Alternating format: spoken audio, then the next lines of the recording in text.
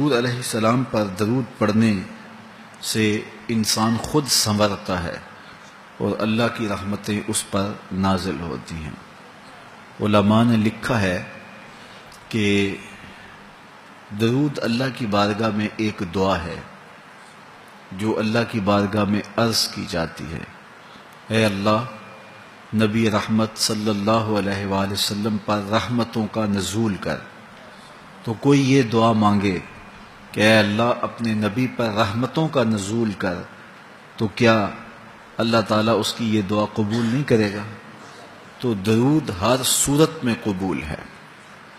تو اس کا جو فائدہ ہوا کہ جس نے ایک مرتبہ حضور کے لیے اللہ کی بارگاہ سے رحمتوں کی دعا مانگی، تو اس کے مانگنے سے محبوب علیہ السلام پر کتنی رحمتوں کا نزول ہوا وہ تو اللہ جانتا ہے، یا جس محبوب کریم پہ نزول رحمات ہوتا ہے وہ جانتے ہیں، لیکن جو ہاتھ اٹھا کے دعا مانگے، جو ہاتھ باندھ کے درود پڑھے، ایک مرتبہ درود پڑھنے سے اللہ کی 10 رحمتیں اس پر نازل ہوتی ہیں۔ تو جو مسلسل درود پڑھے جا رہا ہے تو پھر رحمت کی برسات ہوتی ہے اس کے اوپر۔ رسول کریم صلی اللہ علیہ وآلہ وسلم نے ارشاد فرمایا، تم جہاں بھی ہو میرے اوپر درود پڑھو، تم جہاں بھی درود پڑھتے ہو وہ میرے تک پہنچتا ہے۔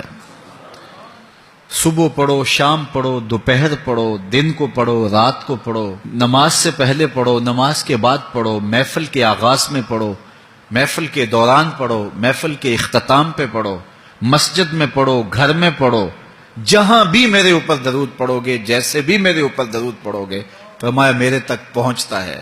ہر شخص یہ چاہتا ہے کہ میں حضور کی قربت پاؤں، حضور کا قرب مجھے ملے، اور اگر کسی کے سینے میں یہ آرزو نہیں ہے تو اس کے سینے میں دھڑکنے والا دل کسی مومن کا دل ہی نہیں۔ یہ میری بھی آرزو ہے، گناہ گار ہونے کے باوجود آرزو ہے، آپ کی بھی آرزو ہے۔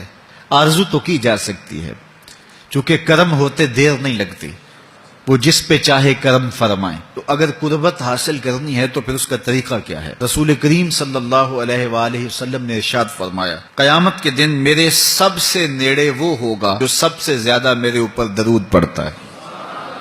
تو جتنا درود حضور پہ زیادہ پڑھو گے، قیامت کے دن اس قدر حضور کی قربت نصیب ہوگی، اور حضور کی چادر رحمت کی ٹھنڈی چھاؤں ملے گی، جام کوثر نصیب ہوں گے، اور جہاں حضور ہوں گے وہاں قیامت کے دن کی سختیاں نہیں ہوں گی، وہاں دامن محبوب کی ٹھنڈی ہوائیں ہوں گی۔ تو حضور علیہ السلام پر کثرت سے درود پڑھنا یقیناً یہ دکھوں کو دور کرنے کا علاج ہے، اور یہ دنیا آخرت کی بہتریوں کی ضمانت ہے۔ حضرت ابو ہریرہ رضی اللہ تعالیٰ عنہ سے روایت ہے جو امام ابو داود نے اپنی سند سے روایت کی ہے۔ رسول کریم صلی اللہ علیہ وآلہ وسلم نے ارشاد فرمایا کہ جب کوئی شخص میرے اوپر سلام بھیجتا ہے تو اللہ تعالیٰ میری روح میرے اندر لٹا دیتا ہے، یہاں تک کہ میں اس کے سلام کا جواب دیتا ہوں۔ روح اطہر جسد انور میں لوٹا دی جاتی ہے اور حضور سلام کا جواب دیتے ہیں۔ تو مجھے کائنات میں کوئی ایک لمحہ تو ایسا بتاؤ جس لمحے حضور پہ سلام نہ پڑا جاتا ہو۔ وہاں روضہ رسول پہ چلے جائیں تو وہاں لمحہ لمحہ سلام کے گجرے ہیں، کائنات کے جس گوشے میں چلے جائیں درود و سلام کے جو ہیں وہ گجرے ہیں۔